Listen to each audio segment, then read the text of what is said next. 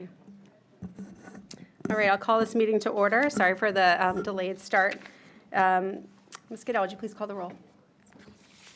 Mr. Anderson. Here. Ms. Gill. Here. Ms. Litton. Here. And Mr. Webb. Here. Thank you. Thank you. Would you please rise for the Pledge of Allegiance? Pledge allegiance to the flag of the United States of America and to the republic for which it stands, one nation, under God, indivisible, with liberty and justice for all. I would seek a motion to adopt the agenda as presented. So moved. Thank you, Mr. Webb. Is there a second? Second. Thank you, Ms. Litton. All those in favor? Aye. Opposed, abstained? We'll move on to item 2 on the agenda, which is our spotlight on Team FCCPS and our operations overview. Dr. Noonan. Thank you, Madam Chair. Good evening, everybody, and welcome to our meeting this evening. Tonight, we have an opportunity to hear from all of our, all of our directors in the operations department about some of the excellent work that they've been doing throughout this year and some of their planning for the future. As you begin to observe this video, and it's a little bit longer, but one of the things that we wanted to do was put something out there that was sort of evergreen, that spoke to the work that they do. One of the things you'll see is there's a lot of work around the system that goes unnoticed. And perhaps one of the best ways to think about our great operations department is they're sort of the engine under the hood, if you will, of a car, and they kind of keep the car going. And so tonight, in many ways, is sort of a celebration of our operations department and the outstanding work of our Chief Operating Officer, Kristen Michael. So with that as sort of a backdrop, I want to welcome all of our directors that are here tonight. And if we could roll the video. Good evening, I'm Kristen Michael, Chief Operating Officer. I'm so excited tonight to present to you the outstanding work going on in our operations departments. Tonight you'll hear from the directors of Budget and Finance, Extended Daycare, Facilities and Security, Food Services, Human Resources, Information Technology, and Transportation. My name is Katie Clinton, and I'm the Extended Daycare Director. I support the 3 programs, the ones we have at Mount Daniel, Thomas Jefferson, and at Mary Ellen Henderson. As far as the operating standards go, this year I chose a SMART goal to be develop operating standards. As of last April, school-age, school-based programs were no longer required to be licensed by the Virginia Department of Social Services. So we ceased licensure and we needed to develop our own operating standards. And we did this throughout the school year, finally completing them this past spring. This allowed us to align our program with FCCPS policies, procedures, and practices because we're a school-age, school-based program. This summer, we are running a full-day, 10-week program, and we provide activities for all our kids, rising kindergartner through rising 8th graders this year. So they're having a great time swimming, going on field trips, having activities and special visitors. And our middle schoolers get to cook, so they're very excited about that. Even though they've been displaced at George Mason, they're utilizing the kitchens there and having a great time. So I think all our kiddos are doing really well. I'm Michelle Kopic, and I am the Director of Budget and Finance for Falls Church City Public Schools. And I am really pleased with the direction that the department is going right now. One of the changes rolled out this year was the city was able to implement the upgrade to our ERP system, Munis, which brought that software to the cloud. So our decision makers, our principals, our leadership team can access that financial information from their laptops wherever they are. They're not position bound. And so that has really allowed us to better utilize that tool. So we're really pleased about that. And we've also had a great FY20 budget season. It was one of the smoothest that we've had in a long time. I think that is due to really good communication. I think it's due to collaboration between the city and our decision makers. And I really think that it's good. It's a effect of having really strong goals, which then allowed that budget process to move towards a goal. And that's been really, really helpful. It also in a way, caused our budget managers to stop and think about how do they spend that money and align that spending with those goals. And then this process also encouraged collaboration between all of FCCPS stakeholders. So the budget managers, the principals, city, the community, everyone was involved in the process, and so there were no surprises, which is what we all like. One of the activities of the summer has been to implement a per pupil allocation for our schools.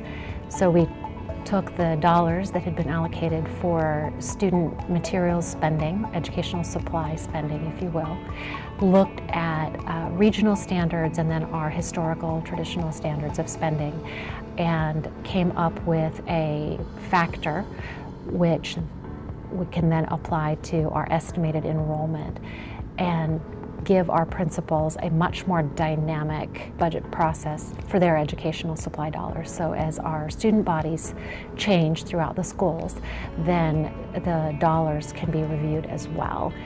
We will be reviewing those enrollment numbers as our September 30 enrollment numbers get filed with the state, and if any of our schools have a significantly higher number of students than anticipated, then we also have the ability to increase that supply number. So that's one of the things that we worked on this summer, amongst other things.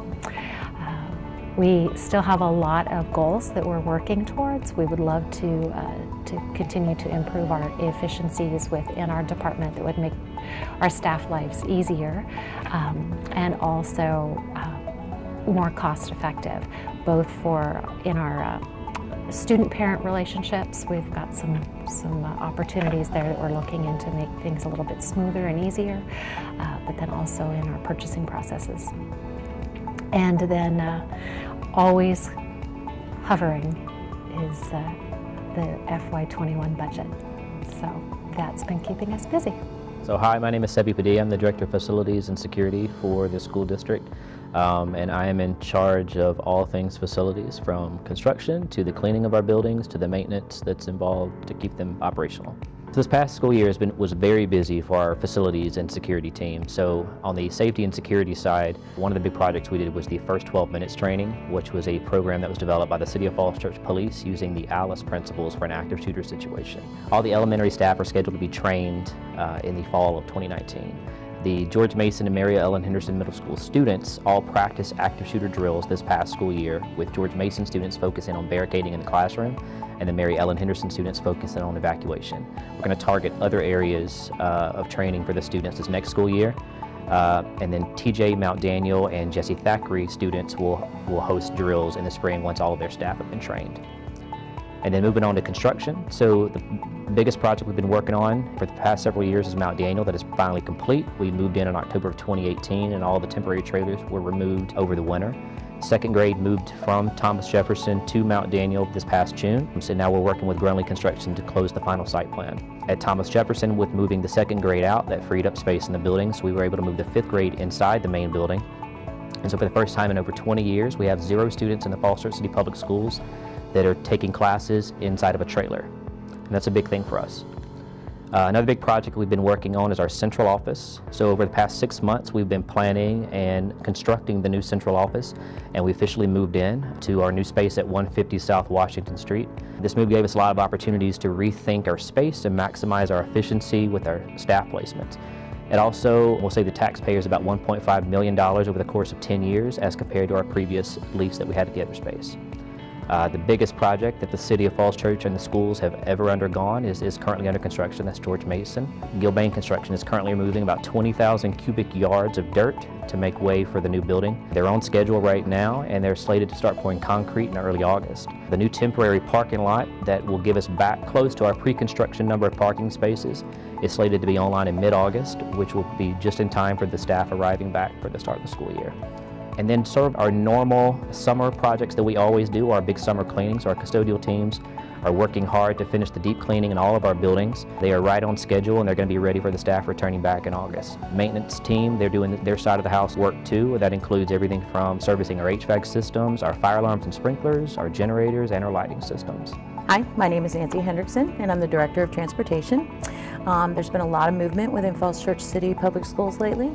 CO moving to Washington Street, second grade to Mount Daniel, and transportation just moved from Mary Ellen Henderson over to George Mason for a temporary stay until the new building opens. So if anyone's looking for us, we can be found in E018 over by Music, IB Art in that area. For the coming school year, we're anticipating moving 2 buses over to Mount Daniel to accommodate our new students. We're waiting for final registration numbers to see if we're going to need a 3rd bus there, and we're expecting to still maintain 6 over at TJ. I'm also excited to report that although we were short-staffed for most of last year, we hired 3 new people and we did training over the summer, and so we expect to be fully staffed for the coming school year, which is a super accomplishment for transportation. We're continuing our Stop Arm Camera program with Vera Mobility. Last year there were 933 citations issued to violators passing school buses, and this has proven to be a fantastic safety tool, as only 2.2% of those people have had reoccurring tickets. So even though we're still giving out a lot of citations, we are not seeing the same people, and you know, the same people ride down those roads. We are upgrading our GPS technology on our buses.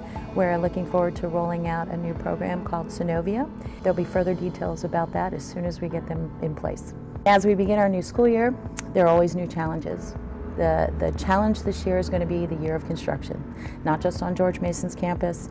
We have Founders Row that is constantly closing down lanes, and as well as smaller residential projects out there in the neighborhoods. So I'm going to push and ask everybody to please be patient with us as we try and get around all these different obstacles and try and get to our bus stops. But things pop up at the last minute, so we'll definitely do our best to get around and work with our children this year. We're looking forward to it. My name is Amy Hall. I'm the Director of Human Resources. And at a high level, my group is responsible for supporting staff from the hiring process through the time that they leave FCCPS and at many steps in between. One of our primary functions is centered around recruiting and hiring. In conjunction with the triennial plan, focus in this area this year has been to expand and increase the recruiting activities to attract a more diverse base of applicants. This past spring, HR found and attended 2 recruiting events that were new to FCCPS.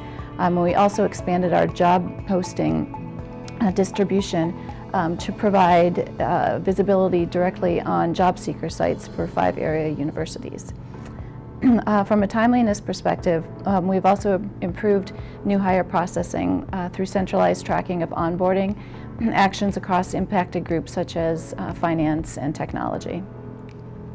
Summer is a busy time for many central office functions, including HR, and we've been working hard to process new hiring requests, which involves coordinating activities such as advertising positions, fingerprinting, and paperwork processing to make sure our staff are set up and ready to go from day one. A few of the other projects that we're working on include reviewing and updating the employee handbook, evaluating our standard training courses to assign across all staff through Safe Schools, which is our online training system. And we're also updating the FCCPS website to help staff easily find answers to commonly asked questions. My name is Dan Nguyen. I'm a Chief Technology Director for Falls Church City Public School. My department is responsible for overseeing system-wide infrastructure technical operations. Last year, we have successfully deployed IBOS Cloud, Internet, filter security, and we will continue to work with school to adjust the content filter level to benefit user internet access. We have finished setting up the passwords reset portal, and we start enrolling staff and students this coming up school year so they can reset their password on their own. For this summer, we are in the process setting up new computer and re-imaging the old computer to get ready for the next school year. I'm Richard Kane, Food Service Director.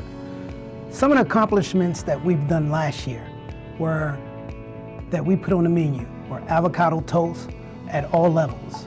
We put fruit and veggie smoothies at all levels. My managers have figured out which vegetables do well for each school. For instance, at Thomas Jefferson, we found that carrot-based smoothies, the vegetable, works better.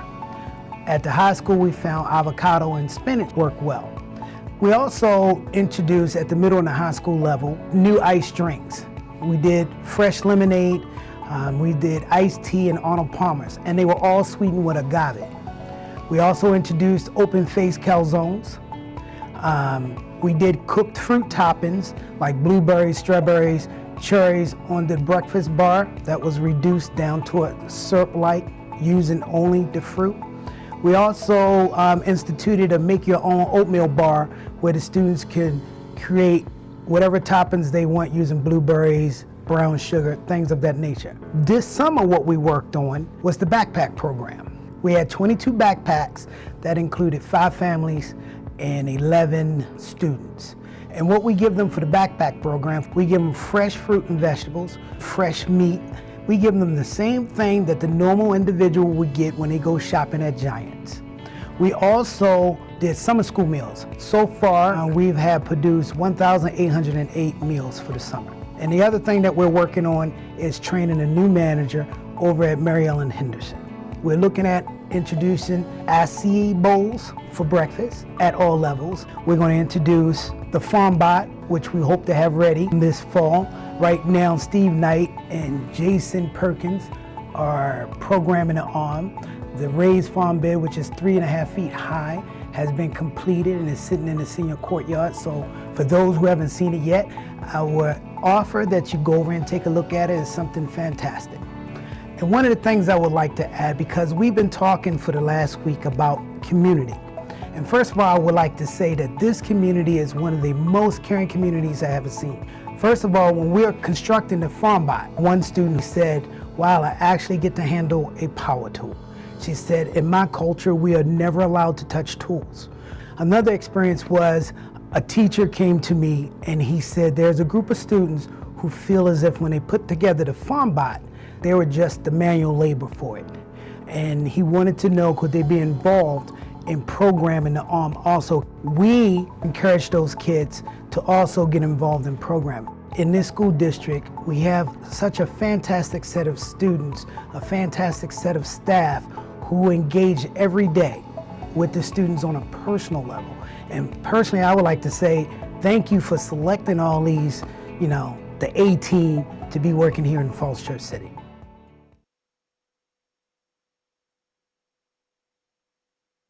So thank you for indulging us in that.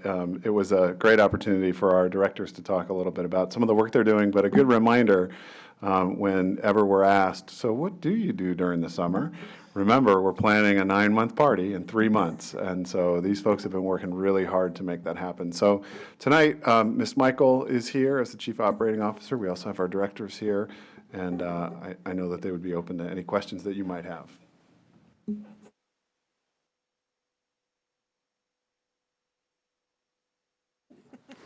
Everybody up here knows where I'm going with this. Open-faced calzones. I think it's pizza. Yeah, I think so too. There you go. All kidding aside, I'd like to hear more about the FarmBot. So tell us a little bit more about that if you can.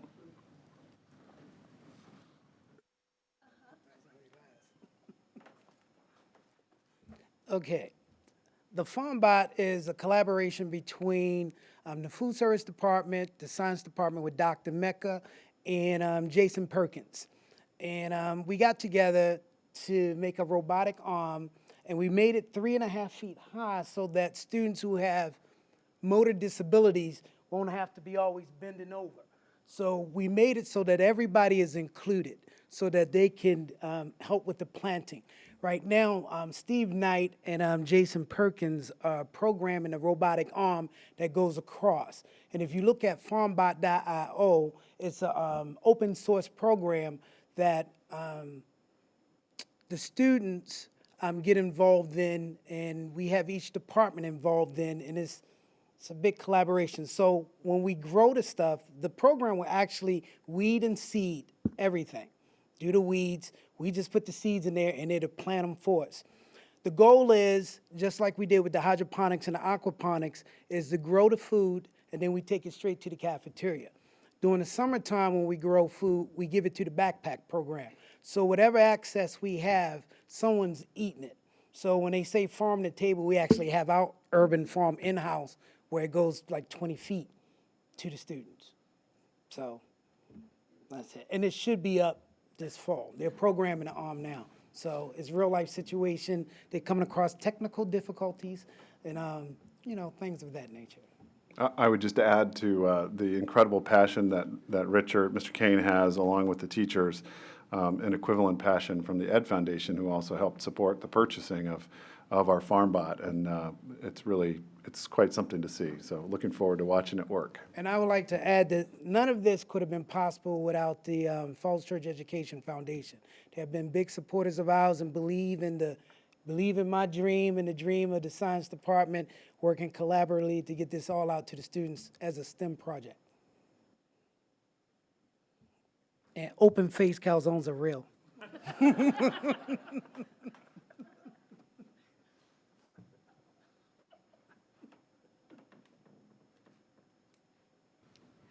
My question is probably for Amy, and kind of a big picture question about staffing. I think we hear a lot about teacher shortages, so I'm just curious, as you guys are recruiting over the summer, are we still getting lots of applicants for things? Are we still competitive? And also, what's kind of the pool of diverse candidates like? Is it still pretty difficult to find those folks? So as far as the diverse candidates, we, like you mentioned, we reached out to, attended a couple different recruiting fairs, tried to look for some with at universities with a more diverse population. Had varying results. Learned that in Pennsylvania, a lot of teachers stay in Pennsylvania and they don't want to go to Virginia. But we'll know more about the diversity numbers once we finalize and get all the hiring done. As far as shortages, special ed is definitely an area where there are shortages and those positions are harder to fill. We do still have a few special ed teacher positions that are open. And that's, across the board, we saw that when we were at the recruiting fairs. There just weren't that many with those endorsements as well. So, and I'm sorry, was there another piece that you asked that I didn't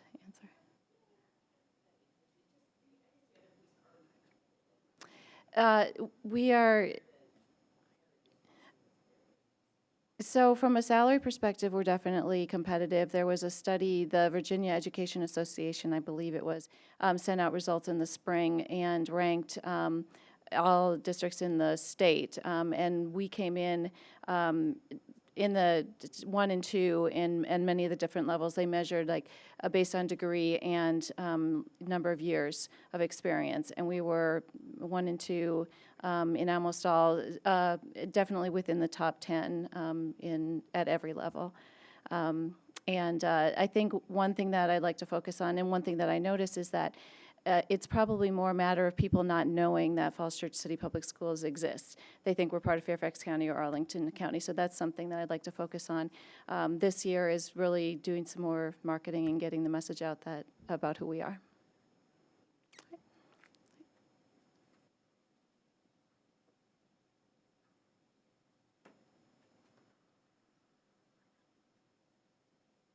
So I've actually got a question, Ms. Michael, that it's going to go into two different parts of the org side. I'm thinking in terms of the impacts of the construction and bus routes, transportation, and all of this. So how are we doing on coordinating with the construction cycle, the construction vehicles getting into the site, all of the vehicles that are going around at Founders Row, and then bus routes and bikes and kids walking to school? So I'd really like to say we've had just a great collaboration with our builder, Gilbane, as well as our owners' representatives, Brailsford and Dunleavy. Just earlier today, even, we were going through parking again in terms of parking and our routes. They've been very receptive over the summer. They stopped traffic during the times our program started and ended. And we'll be giving, Dr. Noonan will be giving a transportation update later tonight. But it's been working really well, and they're really open to communication. The things we're really working on now is how do we get the message out, right? How do we get great signage to try to make sure that people are well informed and people not familiar with our campus are able to navigate it? And then we'll continue to work with Gilbane to ensure that we're not commingling construction traffic with our school traffic during arrival and drop-off time. And following up on Greg's question for Ms. Michael and probably Dr. Noonan as well, have we spoken to WMATA or anyone else about using those bus routes as another way to get kids to and from the high school, the public bus routes? And it's a question I get a lot in the community and from city council members is, are we utilizing that route as another way to get kids to school instead of running more buses? So we haven't yet pursued getting a program in place where our students could ride WMATA buses at no charge or at a charge to the school system instead of the students, but that is one of the things that we want to look into. It's a great way to help supplement your routes. They often can't take the place of your routes due to the timing and the exact location where they are, but it's a great supplement that really does help reduce traffic and benefit students and families. Great, thank you. Oh, yes, Mr. Webb. That actually triggered a question for me. I was at a boosters meeting on Sunday evening, and the topic about the parking and bus route came up, and the WMATA piece came up as well of potentially doing a late bus run for athletes and folks who may be doing evening programs, and potentially, going to WMATA and maybe talking about something to that nature too, or opposed to our buses, maybe one late run from between, what was like a 4 to 7 run where parents aren't necessarily coming up to do the pickup where right now it's going to be just really congested. And you already do one, but I think it's earlier than that. They're talking a little later toward in the evening around when potential practices and things like that, or a person maybe in rehearsal for a show that may do that run and maybe come up with a location or 1 or 2 stops along Broad Street where parents know that's where they can pick up their kids versus coming up to the Mason campus to pick up students and just causing more in the way of traffic with things going on. Yeah, we could certainly look into what options and possibilities might be there. One of the things tonight when I show you the transportation or the site circulation and the parking information for both the Henderson site and the George Mason site, I felt personally more at ease after we had our meeting. So it will be, I think, fairly smooth. In fact, what's kind of nice about where the construction site is, particularly after 3 o'clock in the afternoon, all construction traffic pretty much stops about 3 or 3:30. And the site is just as open, it will be just as open then as it is now, which will be kind of nice. So I can share some of that later, but certainly doesn't mean that we couldn't look at some other options, whether it's the cost of what it would cost us to do a later bus, or, continuing the conversations with WMATA.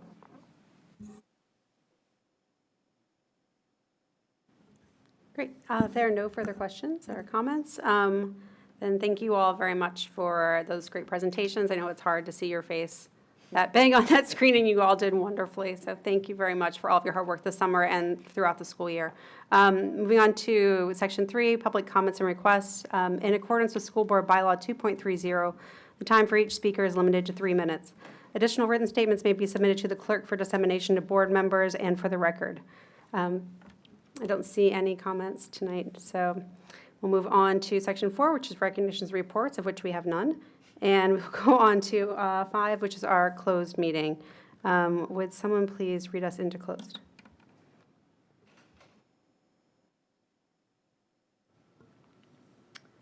I move pursuant to the Virginia Freedom of Information Act, I move that the board convene a closed meeting for the following purpose: to discuss or consider the identified subject matter. Personnel under Section 2.2-3711A1, in particular, staff appointments, staff reassignments, staff resignations, staff retirements, staff performance, staff separation, staff change in position, non-reappointments, dependent care leave, long-term medical leave, and and leave of absence and advisory committee appointments, and student matters under Section 2.23711A2, in particular, non-resident tuition student. Thank you, Ms. Liddon. Is there a second? Second. Thank you, Mr. Webb. All those in favor?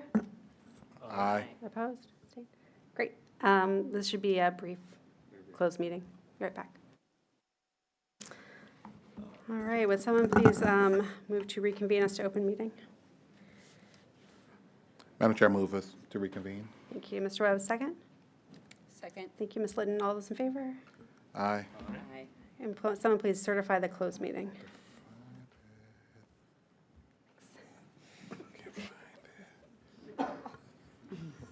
Whereas the Falls Church City School Board has convened a closed meeting on this date pursuant to an affirmative recorded vote and in accordance with the provisions of the Virginia Freedom of Information Act, and whereas Section 2.2-3711B of the Code of Virginia requires a certification by this school board that such closed meeting was conducted in conformity with Virginia law, now therefore be it resolved that the Falls Church City School Board hereby certifies that, to the best of each member's knowledge, only public business matters lawfully exempted from open meeting requirement by Virginia law were discussed in the closed meeting to which the certification applies, and only such public business matters as were identified in the motion convening the closed meeting were heard, discussed, or considered. Thank you, Ms. Liddon. Is there a second? Second. Thank you, Mr. Webb. Ms. Goodell? Mr. Anderson? Yes. Ms. Gill? Aye. Ms. Litton? Aye. And Mr. Webb? Aye. Thank you. Oh, next up is our consent agenda. I'd seek that the board approve the consent agenda as presented. Seeing no objections, so moved. Move on to Section 8, 8.01, our update on school opening. Dr. Noonan. Thank you, Madam Chair. Good evening again, everyone. I just this evening wanted to give a quick update of kind of where we are in terms of the planning for this coming school year. We are certainly on track and really excited about the school year coming up. As was indicated tonight by Ms. Hall, who was here, there are still some vacancies in the system. And I just wanted to give you a heads up that we are still seeking a number of special education teachers, one at Mount Daniel, another long-term special ed substitute at Thomas Jefferson, and then also a special education teacher at George Mason High School. We also are seeking a Spanish position, and then we have a couple of other long-term substitute needs in the division because we are going to have to open with some long-term subs because of teachers being out for different types of leave to start the year. In addition to that, we are seeking a few paraprofessionals as well. So if you know of anybody out there that is looking for a position who would be interested particularly in a long-term substitute position that has a teaching background, we would be really excited to talk to them. And if you know anyone who's interested in teaching Spanish, we'd be really interested in talking to them. So I put those out there as just a couple of vacancies that we still have. We've done a pretty good job over the last couple of years with opening with very few vacancies. This is obviously more vacancies than any of us would like to see with 2 weeks out, 3 weeks out, but I think we're closing in on a few. So excited about that. I do want to send out a special thanks to Sevi Padilla and his team, although Sevi has left. If you've walked through any of our buildings recently, the floors just shine. You can see yourself in them. They also have done an extraordinary job with some of our office spaces, fixing some things up. If you go into Thomas Jefferson, for example, Thomas Jefferson's front office has gotten a complete facelift. We've taken out a couple of the big pieces of furniture in there. We've moved the security officer back. We've put up some signage that says Thomas Jefferson Elementary School. We've eliminated a bunch of cords that were kind of hanging down. We put up some doors behind one of the desks that covers one of the big holes that is sort of a built-in hole. It's just kind of weird. Anyway, they have worked arduously throughout the summer to get our buildings ready to open. And when our teachers come back, they're really going to come back to some really beautiful spaces. And I just want to thank Sevi and his team for doing that incredible job. We have, staying with operations, Falls Church City Public Schools has used a GPS system for our transportation to monitor buses for a number of years, and I think everybody here is familiar with that. Recently, that vendor notified us that they are that their system utilizes a type of cellular service that is ending midway through the school year. And so at that point, we had a choice whether or not we wanted to continue with that vendor or not. But in addition to that cellular service changing for their GPS systems, they also notified us that their service charge and subscription fees to parents were going to change as well. And so due to the fee for service model, and many of our parents aren't using the system and didn't want to continue to pay for the system, we decided to look around a little bit. And so with our crack team of Kristen Michael and Nancy Hendrickson, we are moving to a system with a new vendor that's providing the service, and that vendor is called Synovia. And Synovia currently serves many school divisions and government with more than 120,000 vehicles in their fleets that use those services, and our new service is going to be called Here Comes the Bus. And Here Comes the Bus is going to be available to parents without a fee, which we're really excited about. And we're having all of the equipment currently installed in all of our buses this upcoming week, and we'll begin testing it prior to rolling out Here Comes the Bus to all of our families. So we hope that in the next couple of weeks we'll have all the testing done, all the bugs worked out, and are very excited about this new service. So here's just a little blurb that came from Synovia's website to give you some sense. It's, Here Comes the Bus translates the information into easy-to-follow program and customizable map that works on either a computer, tablet, or smartphone, which allows you to see where the bus is and how close it is to your home.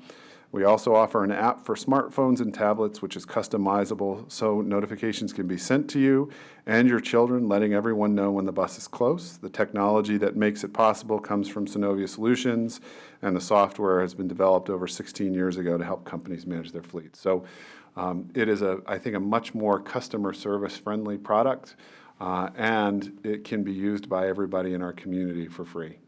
We will bear the cost of that, but we've been able to work it through the budget process internally with Ms. Michael's office to make that happen. So installation began on Monday, the 19th, and are moving ahead with that. So that's another preparation piece. I also wanted to talk a little bit about what's happening over at Mount Daniel. We are excited, but also a little bit nervous because construction is over and the kindergartners are turning out. So I share with you some information that I've shared previously in the Friday update, but also want to let the community know that last year when we put our budget together, we made a decision as part of our budget process to change our projections for our kindergarten and reduce our teachers by one and paraprofessional by one. To be able to provide our staff a compensation increase. And with that, we reduced our faculty by one at kindergarten. At the end of the budget cycle, you might remember that there was some extra revenue that came in from the general government that we said we should probably set that aside into a staffing reserve just in case something happens. Well, something happened. We projected 177 kindergartners, and we currently have 185 enrolled. So as a consequence of that, we have decided to allocate another kindergarten teacher and another paraprofessional at Mount Daniel, and we're going to use the funding from that set aside that we were able to put together out of the staffing reserve to be able to do that. So I just wanted to make sure you knew and the public knew that essentially we are doing what we said we were going to do, that if we ended up having to put that position back, we would, and here we are in a position where we have to put that position back. So I wanted to let you know that was happening. We are really excited on Monday to welcome back all of our new teachers to the City of Falls Church. I have a few numbers for you. On Monday, we've got a great group of teachers starting and have about 25 new teachers that are coming, and that's a significantly smaller number than we've had in recent years. We are looking forward to getting to know all of them, and I want to thank a few people for their work getting those days together for next week, which are really going to be exciting and sort of set the tone for our teams and our teachers. First, Rebecca Sharp, our Director of Special Education, Jeannie Seabridge, Perla Enadano from Curriculum and Instruction have been working closely with William Bates, our new Chief Academic Officer, on this onboarding program for our teachers. And then after that, our mentoring program for those teachers will begin as well. So all of our new teachers will get a mentor who will meet with them, and we're excited about that. Lastly, I did want to talk just briefly about our traffic patterns and parking at the high school and the middle school for next year, because this is one of those stories that I think we're just going to have to tell over and over and over again to make sure that everybody knows exactly what it is that we're doing at the high school with respect to where cars park and traffic flow. So tonight, what we've done is we have a couple of graphics that we'd like to share with you. So if we can move ahead. So this first graphic, it's going to be, it's not very hard to see, but I want to kind of talk through it. And I'll work from right to left. I think that would be the easiest way to sort of maneuver. So there's a couple things that I want to point out in this diagram that you're going to see. And I'll start with parking. And the first is that after speaking with Mr. Hills and Mr. Clark at the high school, it became evident that this year they would like to limit parking passes to seniors. And then as the year progresses, as we determine that there is enough parking for everyone, then we will consider bringing in juniors as well. Now, let me also say this to anyone who's listening at home: that does not preclude juniors from driving. We just ask that if you do drive, that you consider parking at Virginia Tech. And there's a daily fee there, and you're certainly welcome to park at Virginia Tech for that daily fee, which is relatively inexpensive. Until such time as we determine we have enough parking for juniors as well, we'll accommodate seniors. And so right now we are accommodating 90 seniors in the parking lot. The parking lot that is dedicated for seniors will be the lower lot, which is down across from Giant, right along Haycock Road, also formerly known as the junior parking lot. But that will be the senior parking lot for this year, along with some overflow into the upper lot, which was once known as the senior lot. So that center island in that upper lot will also become senior parking. There's a reason that we're putting that parking down there, and the main reason is for student safety. And I want to be really clear about that. The one thing we don't want to have happen is we don't want anyone really traversing the site from George Mason High School and traveling back through the Mary Ellen Henderson site all the way back to the parking by the baseball field if we don't have to. We really would like to limit the amount of traffic that actually flows through the site. So by putting those seniors who are all sort of new drivers anyway, right off of Haycock, you come in to the parking lot, you park, and you're done, we believe will create a circumstance that's much safer for our students and for our staff. Then moving on to staff parking, you'll see the red areas. These red areas are dedicated George Mason High School parking spaces. So you'll see the perimeter of the square, sort of square or rectangle that's on the upper right. You'll see another trapezoid area that is the GMHS administration. There'll be 6 spaces there for administrators. Ed Foundation space that is there. There are 2 ADA spaces there, and there will be 5 dedicated visitor spots that are come and go spots only. And then there'll be an additional 3 staff parking spaces there. And then the other George Mason exclusive parking zone is going to be the other red area at the bottom of the screen, which is the parking lot right in front of the school off of Route 7, right by the auditorium. So between those 3 red areas that are available for parking, we have about 100 spaces for staff and 90 spaces for students. According to the data that we've received from the principal, Mr. Hills, that should be sufficient to accommodate the staff and the senior students that are there. So working back towards now Mary Ellen Henderson, you will see blue. Notice the red and black is for George Mason and the blue is for Henderson. Okay, thank you for playing along.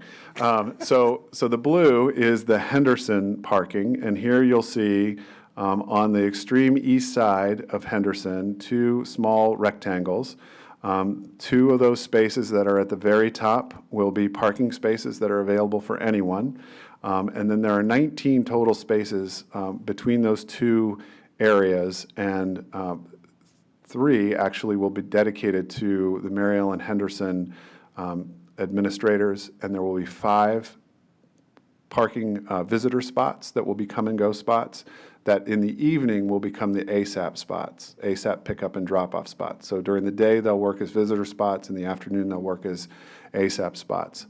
The vast majority of the parking for Mary Ellen Henderson will actually happen in the existing parking lot where it is now and continue down towards where the softball field starts, sort of the outfield of the old softball field. That gives us 113 spots to include 2 ADA spots or handicap spots in that area, and could actually accommodate some George Mason staff if we needed to overflow.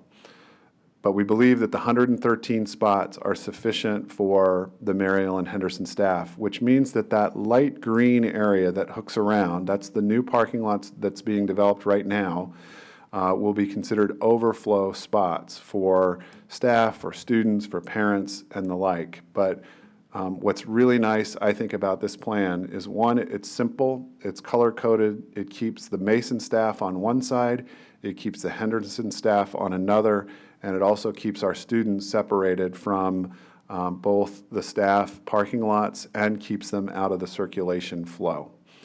So let me talk about the circulation flow here. So John, if you could advance one. This plan only works if everybody follows directions. I want to say that up front, and so we're going to really ask that our community help us out for the next 3 years as we complete this project. But Mary Ellen Henderson's access is off of Leesburg Pike. Let me say that again. Mary Ellen Henderson's access is off Leesburg Pike.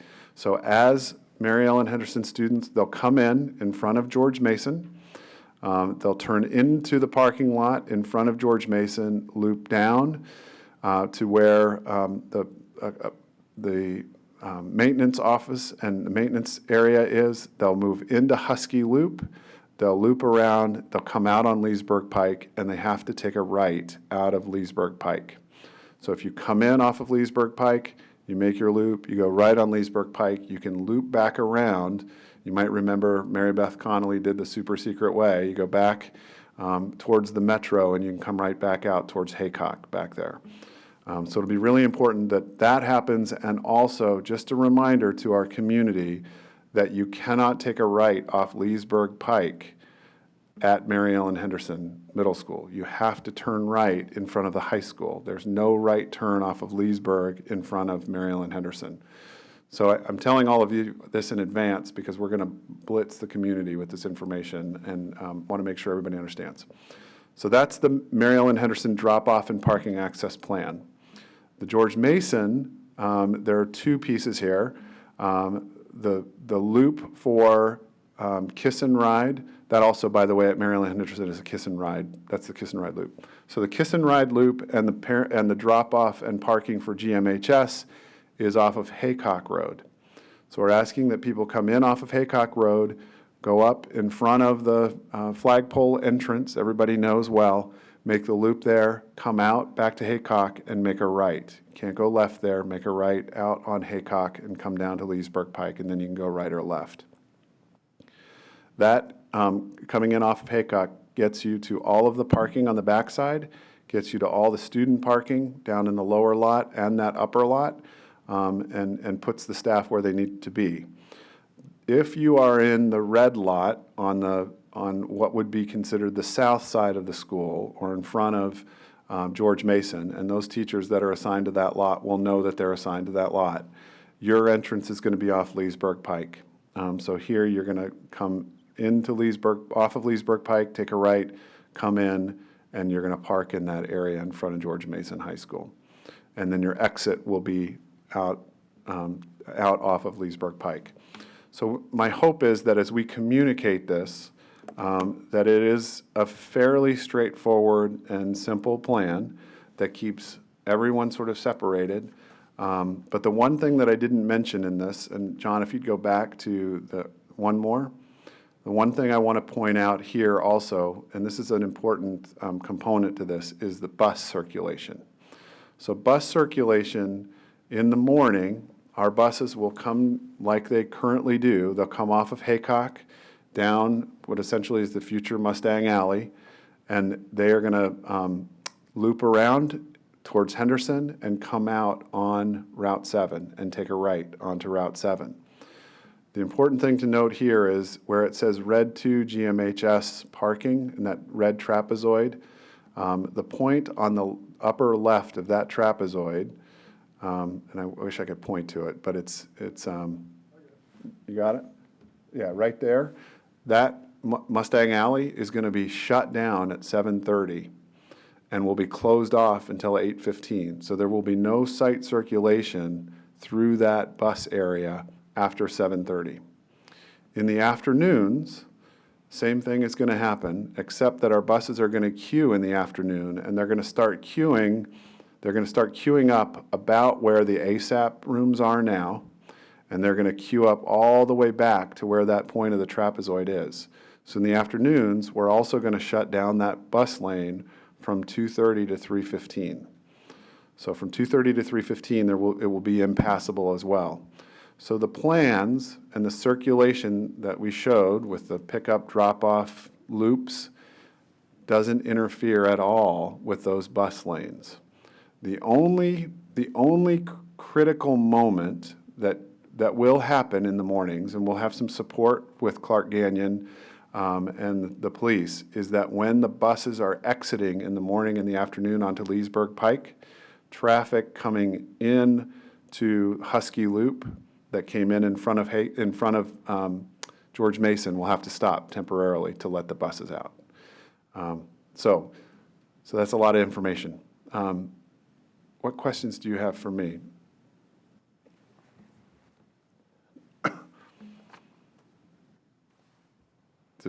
Is it simple enough? It seems like a simple plan, and maybe it's too simple. You're basically shutting that down. I think shutting the bus loop down will be important to kind of keep the traffic out of that flow. Also, and I think it was mentioned earlier, when school is beginning, construction traffic stops, and when school is ending, construction traffic stops. So they will not be interfering with our traffic flow in the morning or in the afternoon. So just a few questions then, Dr. Noonan. So for seniors going into basically the black lot, the gray lot there, access is coming in through the main road up, or there's that other entrance that's only off of Haycock that goes straight into the parking lot? Which one are we thinking about? For those students, it would be either or. Okay. They could. Now, the one thing they won't be able to access is the road that goes up Right. towards the front of Mason. We're going to put cones there so you can't access that access road that goes up. So you could come off of Haycock and take a right into the parking lot right at the far end closer to Leesburg Pike, or you can come into Mustang Alley and take a left and come in. Okay.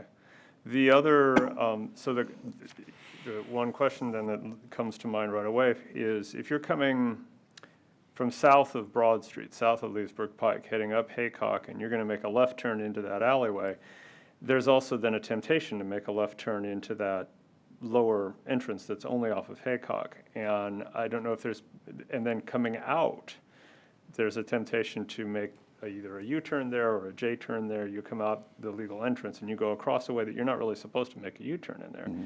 Given the amount of traffic right now, is there any thought, has there been any discussion with the city about, putting any barricades or anything to discourage, in the center line of that, to discourage that sort of flow and make it a little cleaner? Yeah, we have not had any conversations with them, with the exception of a conversation that happened in the spring regarding putting up some sort of, not signage or specific cones or anything like that, but striping it so that you couldn't sort of block that area, so that you could come out more easily and go left if you wanted to go left, or right if you wanted to go right. And I know that they've considered that, but I think that's as far as it's gotten. Okay. One other thing then, just as a question, an additional way of getting information out and sort of helping people see what the intention is there been any thought to having somebody drive the route with a passenger filming it and then just put the videos up on the web? It's a great idea. Okay. That's a great idea. It's kind of how we did the super secret route with Mary Beth Connolly. So we certainly can look into that. Okay. Thank you. Dr. Nunes, another question from the meeting on Sunday night. Are we going to, with this new configuration of parking with athletic events, we're going to reach out or have the AD reach out to the different school divisions as they come for games to us of where they are parking or different ways of where to find parking in advance of them coming to town for those home games with football season coming up pretty quickly? Absolutely.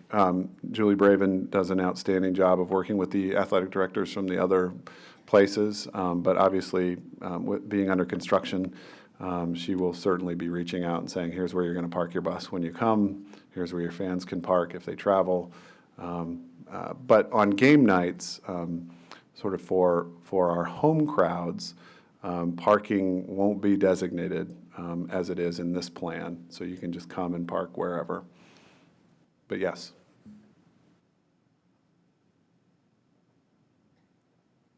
Okay. All right. So thank you for that, and we will continue to refine this plan. This is as of 3:30 this afternoon, but we feel really good about where it is. And again, I know one of the rites of passage for our students is to drive to school. And we are interested in working with juniors when the timing is right. We just need to figure out, make sure we've got enough for our seniors. The other thing I want to talk about, just in terms of overall traffic at the site, the high school has agreed to do a reduced cost parking pass for students that are carpooling. So you can bring one other person in your car. And what we've said is if you bring another person in your car who would normally have purchased a parking pass, we will reduce your parking pass. So we're working with students on that. The other is we're encouraging carpooling whenever possible with parents. And another is we are strongly encouraging walking and riding. As much as we can reduce the traffic footprint on this site over the next 2.5 years, the better for all of us. It will, I think, alleviate some of the frustration that people might feel if we can just bring the car numbers down and encourage people to walk, ride their bikes, carpool, and find other methods. So the idea of talking with WMATA about the bus is another idea that we can kind of consider too. But we are hoping that people will look for different ways to get to school. And that, Madam Chair, was it for me for an update. I'm really excited to get school started, and the next time we'll have a meeting here, we will give you a full briefing of sort of the first days of school. Sure, Mr. Anderson. So, Dr. Nunes, if I could just ask a follow-up on the last point about moving, to other modes of transportation, other ways of getting to school. At the city council meeting yesterday, there was a conversation briefly about access for bikes, because there's a lot of work that's gone into the process of the West End development and the commons and the new high school design to get bikes on site. But during the construction process, before we get there, has there been any conversation at all about access for bikes and pedestrians coming up through, effectively most of the students that I see now are riding up through the giant parking lot? Mm-hmm. Has there been any conversation about making that a little bit safer for kids coming to school? We have talked about what that would look like once they cross Haycock and get onto the school site. We haven't necessarily addressed what it looks like in the giant parking lot, but when they do cross, what we are asking students to do is to sort of hug the building to the right, because there is a walking path that follows all the way around to Mary Ellen Henderson, and would encourage our bikers to go that path as well. So one of the things that we could look at doing is putting something out and showing sort of a safe route once you get on campus as well. Thank you very much. I am also looking forward to the opening of school. Very much so. I think you speak for many of the parents in the community, Madam Chair. Yes. Section 8.2 is the approval to dispose of assets. Ms. Michael. Thank you so much. I'm coming to the board this evening to ask for your approval to dispose of 3 assets. We have a 2000 Chevy pickup truck, a 2000 Dodge pickup truck, and a John Deere Gator utility that are all unsafe for current use. We have inquired about doing repairs, and the cost of the repairs exceed the value of each of those vehicles. So we're asking for your approval to again auction these off using our govdeals.com site, and then the revenue that we would generate from these sales would become miscellaneous revenue for the school system. We feel with the additional truck that we will be getting that we'll be able to accommodate this change in equipment. So we're looking forward to your approval. Any questions or comments from the board?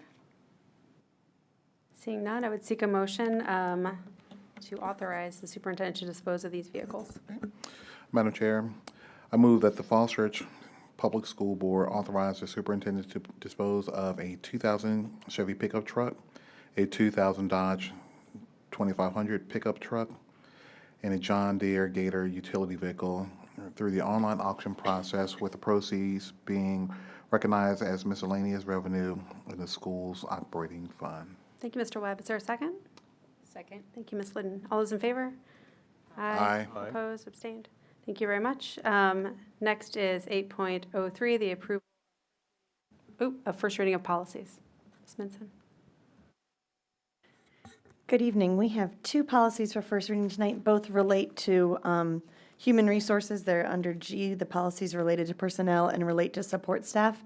Neither of these are policies that currently exist in our numbered policies, but both make clear the assignment and transfers of support staff under policy GDI and the probationary period for support staff, and it's consistent with what our practice has been, but we haven't had a policy on point. So the first is policy GDI, support staff assignments and transfers, and it's relatively straightforward. It says that staff is assigned for positions where their qualifications meet the needs of the school division's operations, and that support staff personnel may request a transfer position within their area of competence for which they're qualified, and they may also be transferred to positions for which their qualifications best meet the needs of the school division.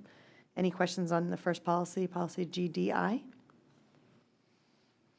Second policy, GDG, support staff probationary period, makes clear that the probationary period for all support staff is one calendar year, and for employees who have already completed the probationary period of 1 year and then move to another position, they then serve that 1 year in that new staff position.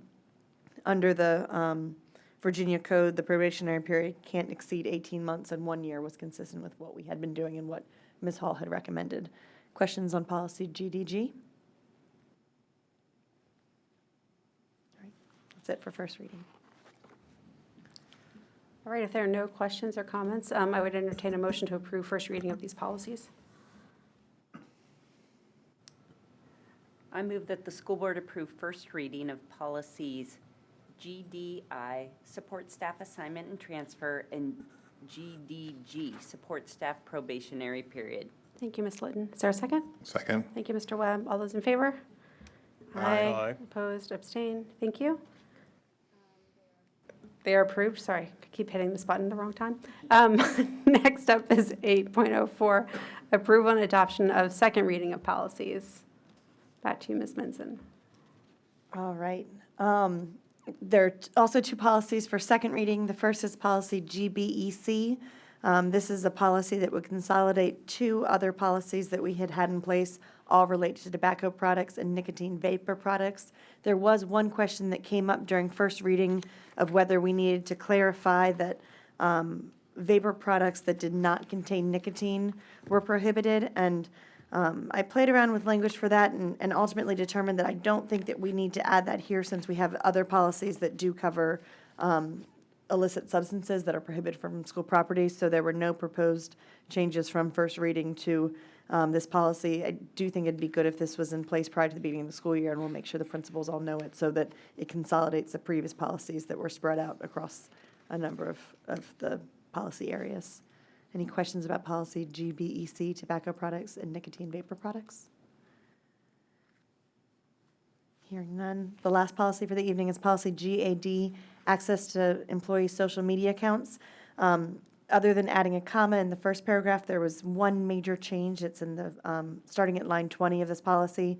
There had been discussion in first reading about in what circumstances the school board would request that staff provide their social media login, username, and password in the event of an investigation. So in talking it through, and thanks to Dr. Noonan for his help and guidance on this, we've added the two sentences that appear in red, noting the recognition and the respect of the privacy of employees, but that in situations involving student safety, those privacy rights of employees are secondary to student safety, security, and well-being, which I hope aligns with where some of the concerns were raised during first reading, but I'm happy to entertain questions about that.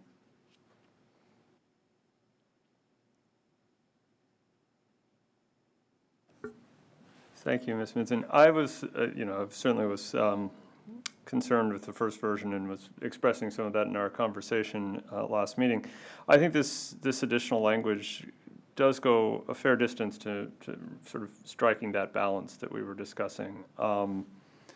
In an understanding that we're making sure to make that statement up front, that we're recognizing and respecting employees' privacy, but realizing that we have a duty to protect our students. And so I appreciate the effort and thought that went into this one. So thank you. Any other questions or comments from the board? If not, I would entertain a motion to approval and adoption of second reading of these policies. Madam Chair, I move the school board approve second reading and adoption of the following policy: GBEC/JFCH/KGC, tobacco products and nicotine vapor products, and policy GAD, access to employee social media accounts. Thank you, Mr. Webb. Is there a second? Second. Thank you, Ms. Liddon. All those in favor? Aye. Opposed or abstained? Seeing none, these are approved. Thank you. Next is item 9.01, future agenda items. Does anyone have any future agenda items? Seeing none, we will move on to section 10.01, our superintendent's report. Thank you, Madam Chair. I gave an awful lot of information during the getting back to school, but I do have a couple of other things that I'd like to add to the mix. Today, the Virginia Department of Education officially put out their pass rates for all categories in standards of learning assessments. And for the first time in 4 years, the City of Falls Church Schools is above 90% in the aggregate in all tested areas. It's a significant accomplishment, I think, for our teachers and the work that they've done. We still have a way to go. When we disaggregate the data and we look at our students who have traditionally been underrepresented in our educational process, we still need to continue peeling that onion back and figuring out how best to meet the needs of the students that we serve. But with that, I do want to just sort of celebrate for a moment the fact that in the aggregate, our students did very, very well. Construction update, Gilbane currently are ahead of schedule with more than 32,000 tons of dirt moved out of the site. They started concrete this week, and there is a temporary parking lot in the back that was mentioned earlier that has started to go in, and it will be poured next week. What will be poured next week. Some of it will be a gravel lot, some of it will be an unfinished lot, but it'll be safe to traverse. Our 11-month employees came back to work, thank goodness, last week, and we're very excited to see them, along with the leadership teams, to work together to make some plans for the upcoming year from the site perspective. And then our special education team yesterday had an all-day training to work on the new rollout of the state IEP process. And then also to work on some other things, but we're confident that the processes that are being put in place will be smoother and provide for even stronger collaboration with the families that we serve in special ed, and are excited about that. Next week, we are meeting on Thursday, the 22nd. Excited to talk to you about the GMP, GMP2. The presentation will be at 5:30 by Gilbane, along with Brailsford and Dunleavy. And then at 6 o'clock or thereabouts, we'll begin the second portion of the evening, which is our retreat. And then the last thing I just want to announce, and just to make sure that it's on everybody here's radar, is the 27th is convocation at George Mason High School. Breakfast begins at 8 o'clock and the program begins at 9. Chairperson Gill will be speaking on behalf of the school board. We thank you for that, and greeting the teachers and the staff, all of the staff across the system. We're excited to be able to, for one more year, have them all in the same auditorium. I don't know how much longer we'll be able to do that, but when we build the new high school, we'll be able to accommodate them at that point too, which is very exciting. But it's a great kickoff and a great opportunity to bring everybody together and get the year started. So we are, again, really excited to get the school year started and looking forward to those days. And with that, I will end my comments. Great, thank you. Next up is section 1101, our board and student liaison comments. I'll start with Ms. Litton. Mr. Anderson? Nothing particular to add. It's that quiet time for us, anyway. Mr. Webb? Just briefly, met with the kickoff meeting for the athletic boosters. They held on Sunday evening. And a couple things that came up that of note and potential questions for Dr. Noonan, potentially talking about the usage of the Virginia Tech parking lot, potential for the tailgate. The tailgate. I've been in conversations with Joe Crane at Virginia Tech. He actually reached back to me yesterday, and his comment was, "Haven't forgotten your question. Be back to you soon." So it's still, ball is in Virginia Tech's court, but we're really trying to work that through. But yeah, and that was the main thing, and because they were also talked about some alternative options for the for that tailgate for the first home game, which is only not that far off, of using the upper parking lot potentially for that as well, because just convenience of folks walking on their way to the game, it could be them kind of walking past that area, the upper parking lot area where in the front of George Mason as well. But I know that was one of the big things that they were chatting about. That was a potential question, and they had noted that they had reached out to you about that. And then their first big something is coming up, or was the other night when parents information night of trying to get it back on the ground with selling paraphernalia for the high school. So it's just they're back up and running, and then their big issue is going to be when they have the Coke guy comes, or Pepsi, whichever one we do, they're going to have to start delivering it to the high school because the guy can't drive up to the concession stand anymore right now with the construction going on. So it'll be multiple trips of drop it off at the high school, then get a cart or something and take it over to the concession. But yeah, we may be able to help them, just by the way, because there will be access all the way to the back by the baseball field. And we have a gator, so we might be able to help them out. Yep. And that's what I figured. I was like, we probably can figure out something to kind of help that process along. But yeah, just they're kind of up and running again, getting ready and excited for another school year coming up is always a good thing. Busy time of year, but exciting as we get a new school year started. Thanks. Okay, thank you. And I have nothing. The chamber doesn't meet in August. Next, we have some minutes to approve, and there are no materials for us to review. So that we are adjourned. Thanks, everybody.